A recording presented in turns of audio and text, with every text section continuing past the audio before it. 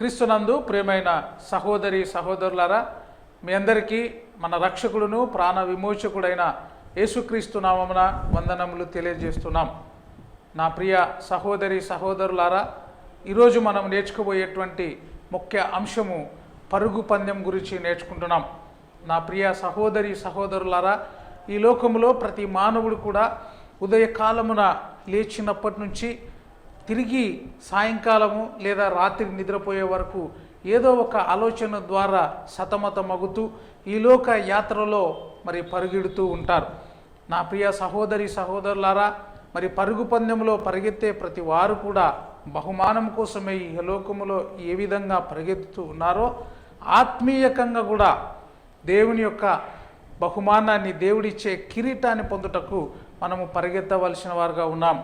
నా ప్రియ సహోదరి సహోదరులారా, ఈ లోక సంబంధంగా ఎన్నో కాంపిటేటివ్ ఎగ్జామ్స్ అయితేమి, తర్వాత పరుగు పందెంలో కోసమై పోలీస్ సెలక్షన్స్ అయితేమి, మిలిటరీ సెలక్షన్స్ అయితేమి, ఒలింపిక్స్ సెలక్షన్స్, క్రికెట్ సెలక్షన్స్, ఈ విధంగా ఎన్నో విధాలైనటువంటి ఆటల పోటీలు ఉంటాయి. వాటన్నిటిలో పరిగెత్తుతూ ఉన్నప్పుడు ఒక నియమ ప్రకారముగా, నిబంధన ప్రకారముగా పరిగెత్తవలసి ఉంటుంది. అదే విధముగా ఆత్మీయ జీవితము అంటే క్రైస్తవ జీవితము కూడా ఒక పరుగు పందెము అని ఈరోజు మీకు మనవి చేస్తున్నాం. నా ప్రియ సహోదరి సహోదరులారా, చాలామంది క్రైస్తవులుగా జీవిస్తూ ఉన్నాము, ఇక మాకు ఏమీ సమస్యలు లేవు అని చెబుతూ ఉంటారు. కానీ నిజంగా ఒక మానవుడు యేసుక్రీస్తుని అంగీకరించి బాప్తిసం ద్వారా నూతన జన్మ పొందిన తరువాత ప్రతి మానవునికి అప్పుడే మొదలవుతుంది పరుగు పందెం. యేసుక్రీస్తు కూడా తన జీవిత కాలంలో బాప్తిసము పొందిన తరువాత శోధించబడుటకు కొండ మీదకి తీసుకొని పోయాడు. ఆయన ఉపవాసం ఉండి ఎంతో నలిగిపోతున్న స్థితిలో సాతాను అనబడిన వాడు ప్రవేశించి ఆయనను శోధించడం మనం చూస్తున్నాం. నా ప్రియ సహోదరి సహోదరులారా, ఈ లోక ప్రయాణములో ప్రయాణిస్తున్నప్పుడు, పరుగు పందెంలో వెళుతూ ఉన్నప్పుడు ఏ విధంగా అయితే నియమ ప్రకారంగా ఉంటామో ఆత్మీయకంగా నియమ ప్రకారము పోరాడవలసి ఉంటుంది. అందుకే 1 కొరింథీయులకు రాసిన పత్రిక 9వ అధ్యాయము 24వ వచనం నుంచి మనం చూస్తున్నట్లయితే, పరుగు రంగమందు అంటే పందెపు రంగమందు పరిగెత్తు వారందరూ పరిగెత్తుదురు కానీ ఒక్కడే బహుమానము పొందును. చాలామంది పరుగు పందాల్లో పరిగెత్తడానికి సిద్ధపడుతూ ఉంటారు, కానీ బహుమానము ఎవరైతే ముందుగా పరిగెత్తుతారో, ఎవరైతే నియమ నిబంధనల ప్రకారము పరిగెత్తుతారో వారికే బహుమానము పొందుతూ ఉంటారు. ఇంకొక మాటను చూసే, అటువలే మీరు బహుమానము పొందునట్లుగా పరిగెత్తుడి. ఎవరైనా పరిగెత్తుతూ ఉన్నారు అంటే ఒక బహుమానము కోసమై పరిగెత్తుతూ ఉంటారు. ఇహలోకములో కూడా బహుమానము కోసము ఏ విధంగా పరుగెడుతున్నామో, ఆశపడుతున్నామో, ఉల్లాసపడుతున్నామో దేవుడు ఇచ్చేటువంటి బహుమానము కోసం కూడా మనము పోరాడాలి. కానీ ఈనాడు అనేకులు ఒక నియమ ప్రకారంగా, నిబంధన ప్రకారముగా, వాక్య ప్రకారంగా పరిగెత్తక వారి ఇష్టానుసారంగా లోకంలో పరిగెడుతూ ఉన్నారు.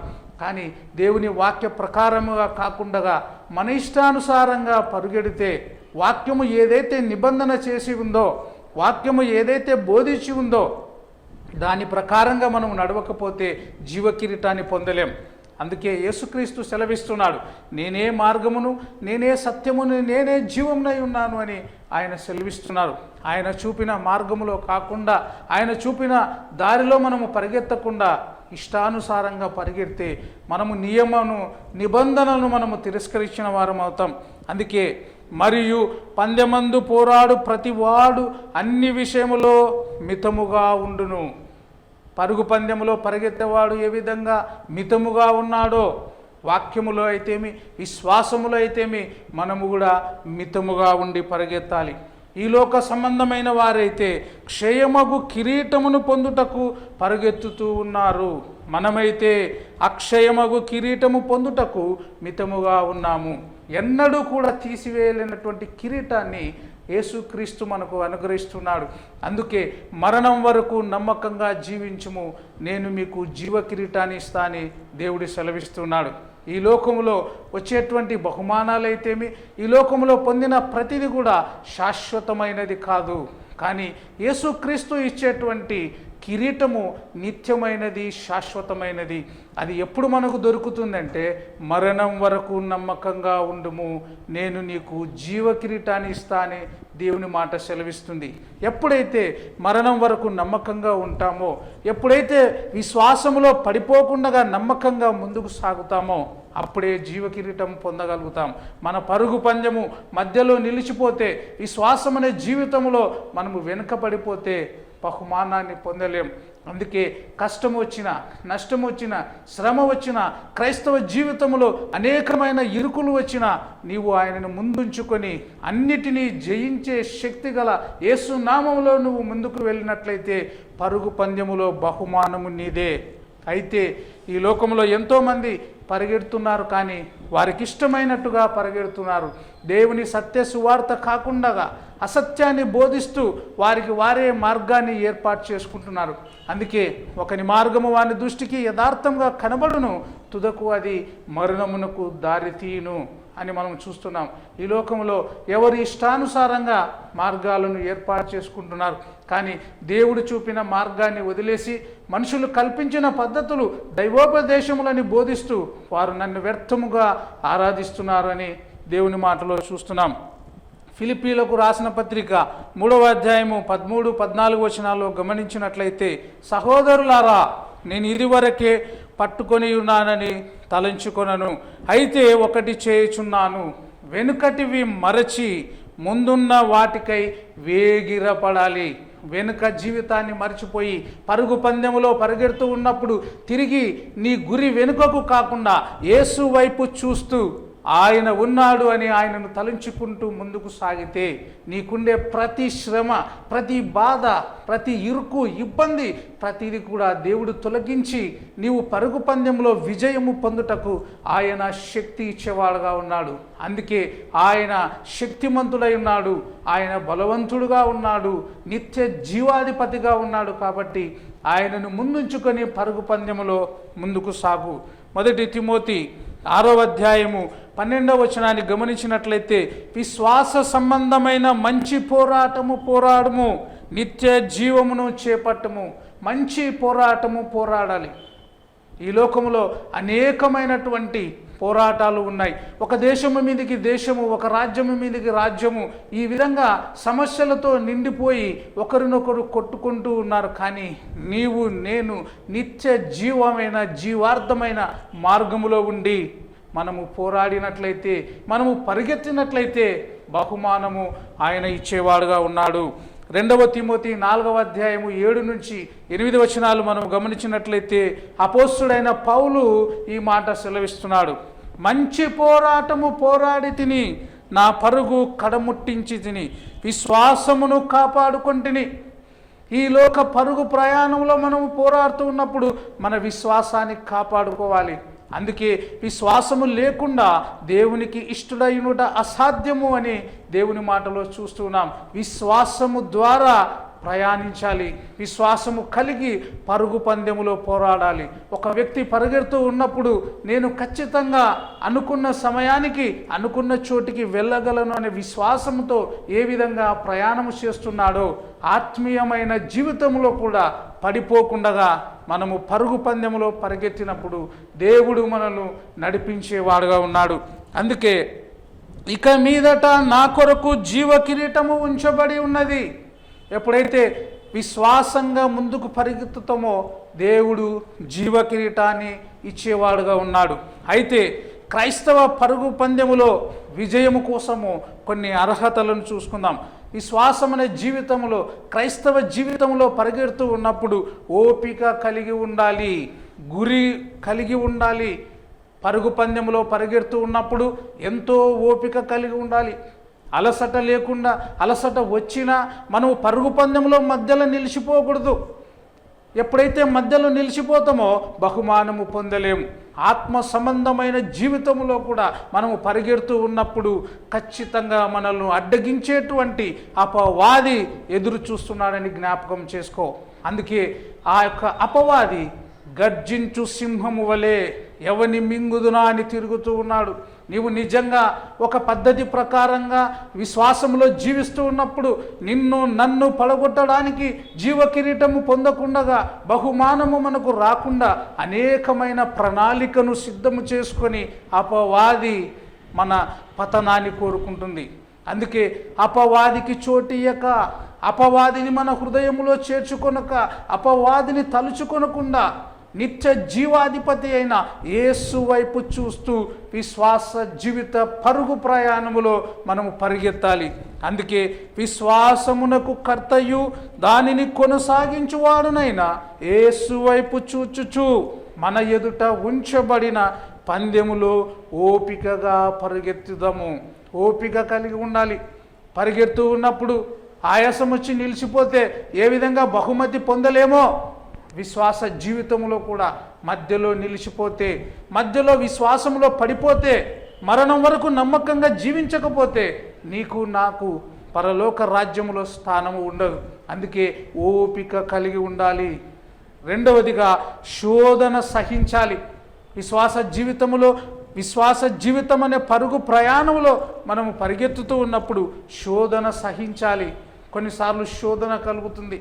ఒక ప్రయాణిస్తూ ఉన్నప్పుడు ఒక పద్ధతి ప్రకారంగా మరి పోలీస్ డిపార్ట్మెంట్లో ట్రైనింగ్ చేసేటప్పుడు, వారిని సెలెక్ట్ చేసేటప్పుడు మరి లైన్స్ గీచి ఏ విధంగా పరిగెత్తిస్తున్నారో ఆ విధంగా మనం పరిగెడుతూ ఉన్నప్పుడు మనకు శోధన కలగొచ్చు. ఉదాహరణకి మనం పరుగు ఎత్తుతూ ఉన్నప్పుడు, మనం పరిగెత్తే సమయంలో ఎవరైనా ఒక 100 రూపాయల నోటు వేసినారనుకోండి, పరిగెత్తుతూ కింద చూస్తే మనం వెనుక పడిపోతాం. విశ్వాస జీవితంలో కూడా ముందుకు పోతున్నప్పుడు అపవాది అనబడిన వాడు ఇక లోకాన్ని చూపిస్తాడు. ఈ లోకంలో శరీరాశ, నేత్రాశ, జీవపు డంబము వీటితో నిండిపోయింది. వాటి వైపు చూస్తే విశ్వాసంలో వెనుక పడిపోతాం. వీటన్నిటిని జయిస్తూ వీటన్నిటిని వెనుకకు వేసి ముందుకు పరిగెత్తాలి. అందుకే విశ్వాస జీవితంలో ముందుకు ప్రయాణం చేయాలి, శోధనను సహించాలి. అందుకే ప్రభువు తన్ను ప్రేమించు వారికి వాగ్దానము చేసిన జీవ కిరీటము పొందును. శోధన సహించి ముందుకు పోతే జీవ కిరీటము మనము పొందగలుగుతాం. మూడవదిగా వ్యర్థముగా పరిగెత్తకూడదు. ఈ లోకంలో అనేకులు పరిగెత్తుతూ ఉన్నారు. ప్రతివారు క్రైస్తవులుగా, బోధకులుగా, బోధించేవారుగా వ్యర్థముగా వస్తున్నారు. అందుకే మనుషులు కల్పించిన పద్ధతులు, దైవోపదేశములని బోధిస్తూ వారు నన్ను వ్యర్థముగా ఆరాధిస్తున్నారని దేవుని మాటలో చూస్తున్నాం. వ్యర్థమైన ఆరాధన చేస్తున్నారు. వారు ఎందుకోసము పరిగెత్తుతున్నారో తెలియదు, ఎందుకోసము దేవుని దగ్గరకు వస్తున్నారో తెలియదు, ఎందుకు ఆయనను అడుగుతున్నారో తెలియదు. అందుకే వ్యర్థముగా పరిగెత్తకూడదు. ఒక ధ్యేయము కలిగి మనం ముందుకు సాగాలి. క్రైస్తవులుగా ఒక పరుగు ప్రయాణంలో పరిగెత్తుతున్నామంటే యేసుక్రీస్తు మన కోసమై సిద్ధపాటు చేసినటువంటి జీవ కిరీటాన్ని పొందగలను అనేటువంటి విశ్వాసంతో మనము ముందుకు సాగాలి. అందుకే ఫిలిప్పీలకు రాసిన పత్రిక 2వ అధ్యాయము 16వ వచనాన్ని చూస్తే, మీరు జీవవాక్యమును చేత పట్టుకొని లోకమందు జ్యోతుల వలె కనబడుచున్నారు, అందువలన నేను వ్యర్థముగా పరిగెత్తుట లేదు అనియు, నేను పడిన కష్టము నిష్ప్రయోజనము కాలేదనియు, క్రీస్తు దినమున నాకు అతిశయ కారణము కలుగును. మనము ప్రయాసపడినది వ్యర్థము కాకుండా ఉండాలంటే యేసుక్రీస్తుని ముందుకు ఉంచుకొని నడుచుకోవాలి. కానీ ఈ లోకములో తప్పు త్రోవలో పరిగెత్తుతున్నారు.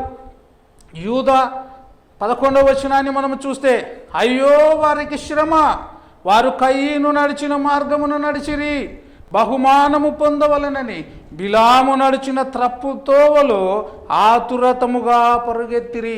తప్పు త్రోవలో పరిగెత్తుతున్నారు. ఇదిగో నేను ఎట్లా పోయినా పర్లేదు, నాకు బహుమానం వస్తుందని నీవు ఒక లైన్ వేసిన నియమ నిబంధన ప్రకారంగా నీవు పోకపోతే నీవు అక్కడ సక్సెస్ఫుల్ కాలేవు. అందుకే ఒక నియమ ప్రకారముగా, నిబంధన ప్రకారంగా నడవాలి, కానీ తప్పు త్రోవలో నడచకూడదు. కోరాహు చేసినట్టు తిరస్కారము చేసి నశించిరి. మనకు మనమే హెచ్చరిక చేసుకోవాలి. వాక్యము ద్వారా మనము తెలుసుకోవాలి, మనము ఏ దారిలో నడుస్తున్నాం. తప్పు త్రోవలో నడుస్తున్నామా, విశ్వాసం అనే జీవితము వైపు నడుస్తున్నామా, మన పరుగు పందెము, మన నియమము, నిబంధన కరెక్టుగా ఉందా లేదని చూడాలంటే వాక్యం అనే అద్దము దగ్గరకు మనం రావాలి. అందుకే వారు తప్పు త్రోవలో పరిగెత్తుతున్నారు, మీరు లోకం వైపు పరిగెత్తనందుకు దూషిస్తూ ఉన్నారు.